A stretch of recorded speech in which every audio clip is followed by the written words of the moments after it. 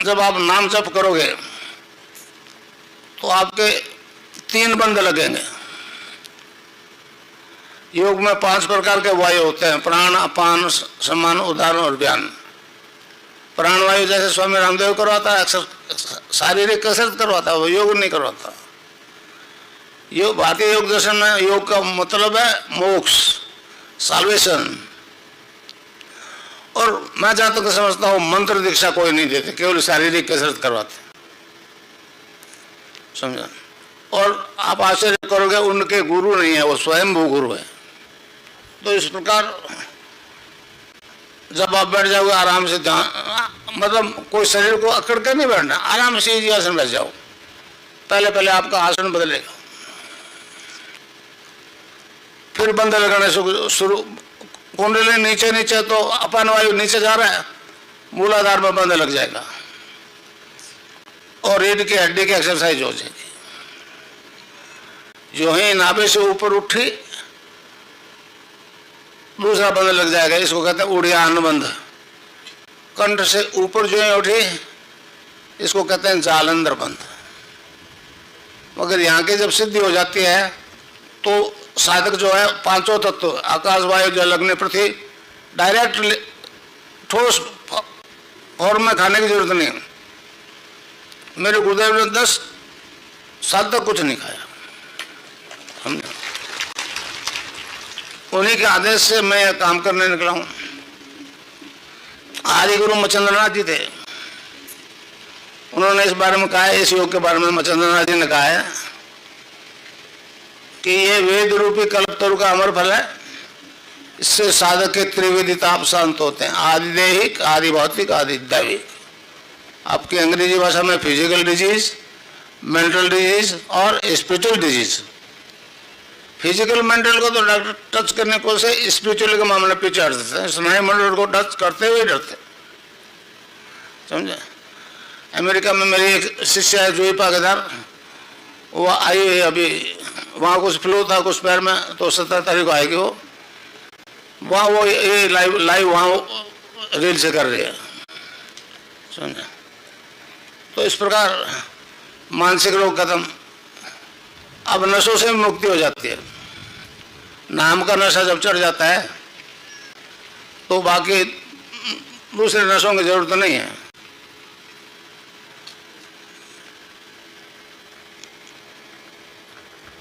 अच्छा, एक उत्थापन सिद्धि और होती है। आदमी का शरीर मतलब शीर्षासन अपने आप हो जाता है बिना किसी सहारे के। मैं ऋषि अरविंद को हो गया था, उसने विचार किया उत्थापन सिद्धि होती है तो सीधे खड़े हो गए। मेरे कई सैकड़ों शिष्य हैं जो बिल्कुल सीधे खड़े हो जाते हैं और घंटों तक खड़े रहते हैं, किसी सहारा नहीं होता, बस यूं हाथ रख लिए। और कई कई तो पीछे गिरते हैं और ये सिकरण चाहिए नहीं टिकते, वो सीधे सीधे हो जाते हैं। ये सब कुंडली नहीं करती है। अब खिचड़ी मुद्रा लगती है। गोरखनाथ ने कहा है, खिचड़ी बारे में कहा है कि गगन मंडल में ऊंधा कुआ ता अमृत का वासा, सुगरा हुए बरबर पीवे निगरा जाए प्यास। हमारा भारतीय योग दर्शन कहता है जो पिंड में वो ब्रह्मांड में, जो ब्रह्मांड में वो पिंड में। तो फिर आप और मैं एक ही शरीर में, आप भी हैं मैं भी हूँ, इसमें टाइम एंड स्पेस की कोई जरूरत नहीं है।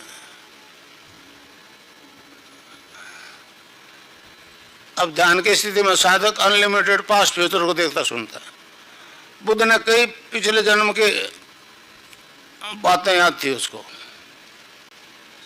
मगर बुद्ध ने साफ कहा था कि 500 साल बाद फिर आऊंगा। एक मैंने किताब पढ़ी थी वैशाली की नगरवधु, वो जब आई बुद्ध के शिष्य आनंद के पास तो कि मैं साध्वी बनना चाहती हूँ।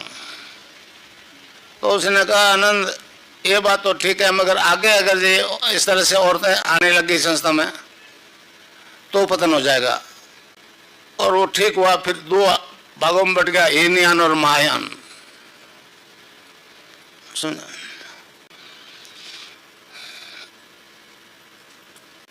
आप फ्यूचर को देखोगे जब ध्यान लग जाएगा ना, और जो खोटे खरे कर लिए वो तो याद आएंगे भाई। मैं आपसे छिपा सकता हूँ, अपने आप से नहीं छिपा सकता।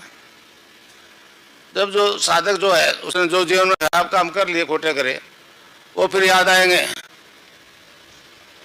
और कहते हैं नरक में जाएगा, नरक में जाएगा। तो फिर आंख बंद करके प्रार्थना करता है, भगवान मैं तो बेवकूफ था, गलती कर ली, तू तो दयालु है ना, माफ कर दे। आंख बंद करके क्या ये आज्ञा चक्कर है, जो ही पलक उल्टे वो तो यहाँ बैठा है, सामने आ जाएगा। घट घट का वासी है तो सब घट में है भाई, समझ। तब खींचने लग जाएगी उसको अमृत का है, तो फिर ये दूसरा जन्म नहीं होगा। जब आप अनलिमिटेड फ्यूचर को देखोगे तो जन्मना मरना घात प्रतिघात सभी देखोगे, इस तीसरी आंख से देखोगे।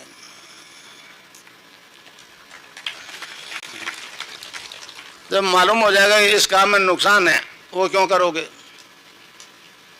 यहाँ गड्ढा है, यहाँ पत्थर है, ठोकर क्यों खाओगे? तो तीसरी आंख देखने की केवल शक्ति शैव दर्शन में है, कश्मीर शैव सिद्धांत में है। मैं पातंजलि योग दर्शन को मूर्त रूप दे रहा हूँ। पातंजलि योग दर्शन में तीसरे और 36वें सूत्र में कहा है कि ध्यान की स्थिति में साधक अनलिमिटेड पास्ट फ्यूचर को देखता सुनता है, समझे। तो अरविंद के अनुसार 2020 से पहले पहले सतयुग हो जाएगा, और वाया नई दिल्ली नहीं बुलाओगे तो उनको यहाँ आना पड़ेगा। अब मैं वहाँ नहीं जाऊँगा, समझा, समझा। फ्यूचर जब दिख जाएगा,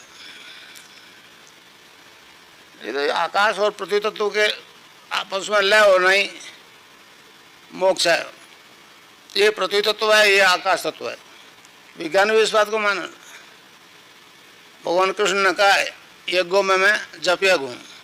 महाभारत में बहुत हिंसा हुई, इसलिए नाम जप को ही सबसे उत्तम यज्ञ माना है।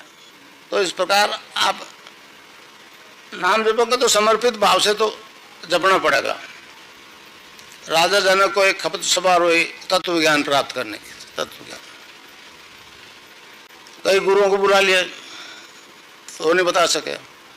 उधर से अष्टावक्र जी आ गए, उसके बेचारे 8 खूब थी नेचुरली। तो उसको देख करके वो गुरु जो हंस दिए,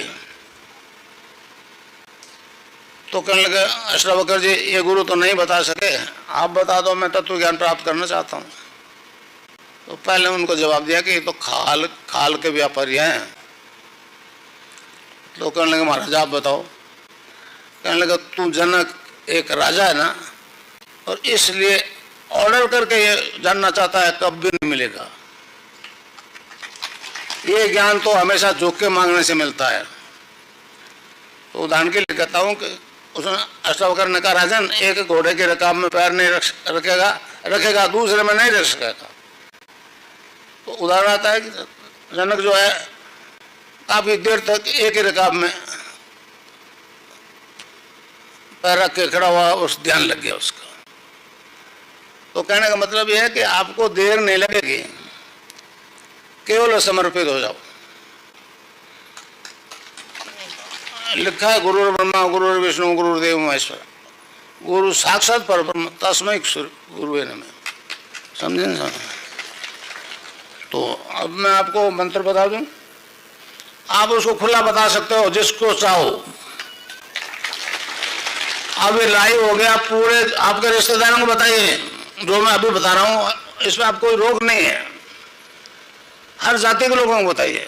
वैष्णव में आपके कोई लोग है तो उनको लिख के भेज दीजिए। अभी दीक्षा के पेपर आपको बन जाएंगे। एक छोटा सा शब्द है बीज मंत्र है। बीज मंत्र इसलिए कहा है इसको कि बरगद के पेड़ का बीज राई के दाने जितना 1 किलोमीटर फैलेगा, उस बीज में दिखता है। तो ये कै आधा लय में मिला हुआ, बड़ी की मात्रा और बिंदी, उसको बोलते हैं क्लिंग।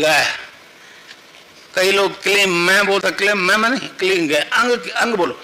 आप अभी बोलो अंग तो यहाँ शोक लगेगा, अंग यहाँ शोक लगा।